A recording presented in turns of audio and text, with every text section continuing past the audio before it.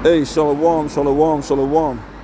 First and foremost, I'd like to say Barakatah, Yahweh, Ba'asham Yahawashi, Ba'asham Rukah Kadash. Double honors to the apostles and elders of Great Millstone, and salutations to the sincere Akim that pushed this truth with no due diligence and sincerity.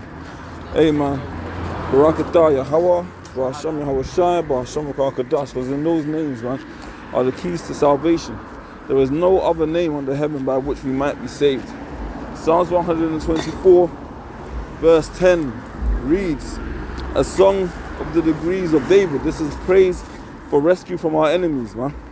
If it had not been the Lord Yahweh, Yahawashi, who was on our side, now may Israel say, if it had not been the Lord Yahweh, Yahawashi, who was on our side when men rose up against us. And you better believe that we got men rising up against us in every which way possible, man. In this world out here, man, listen, even amongst our own people, especially of the heathen, they want us dead. They want us to cease. You see it day in, day out, man. But evil ain't going to prevail, man.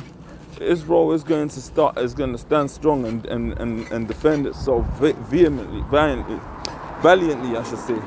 Yeah, there is nothing that these enemies can do against us, and every tongue that rises up against us in judgment, man, we shall condemn, man.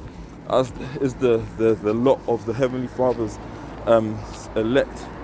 Now, you go into scriptures such as Proverbs the 18th chapter, right, and the 10th verse, and it reads clearly, the name of the Lord Yahweh is a strong tower.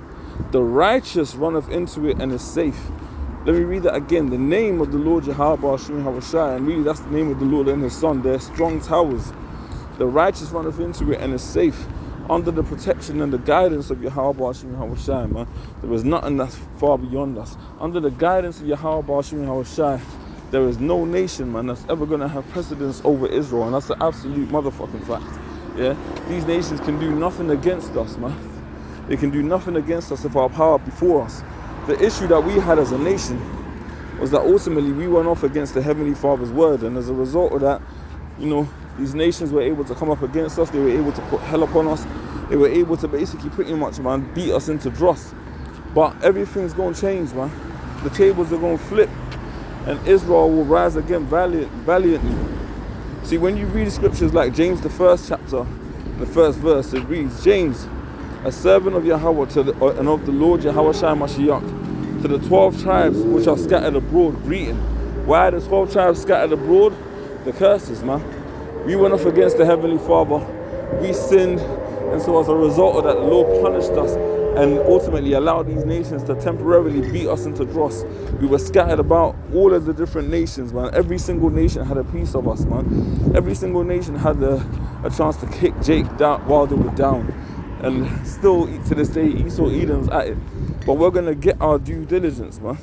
Because the Lord is going to use His elect first and foremost as the forerunners to rebuild this earth, man. To rebuild this nation. And ultimately, we're going to beat Esau Edom down to a pulp. And there ain't nothing he can do about it. Jack shit. There's absolutely nothing that Esau Edom can do to stand up against the beatdown and the extreme judgment that the Lord Yahweh is going to bring down upon him. Because you see, we are the chosen of the Lord. The whole portions on the face of the planet Earth were created because of the fact that Israel ultimately, man, was the ones that set the balance. The whole earth is in operation because of us.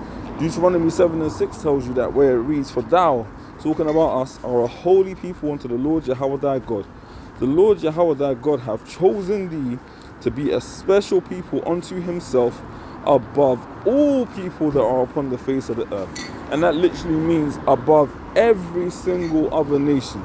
The Lord Yahweh did not set His love upon you nor choose you because you were more in number than any people, for you were the fewest of all people. But because the Lord Yahweh loved you, and because He would keep the oath which He had sworn unto your fathers, have the Lord Yahweh brought you out with a mighty hand and redeemed you out of the house of bondmen from the hand of Pharaoh, king of Egypt, man.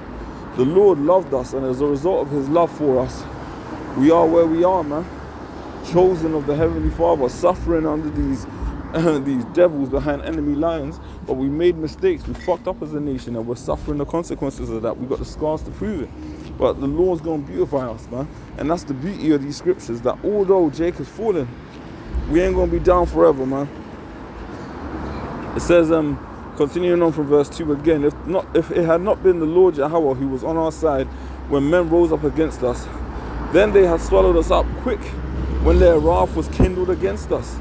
Then the waters had overwhelmed us. The stream had gone over our soul. You know, that gets me thinking back to ancient Egypt, man. When ultimately the Lord literally created an aquarium, man, and let Israel walk through, you know. And then when the Egyptians tried to come down chasing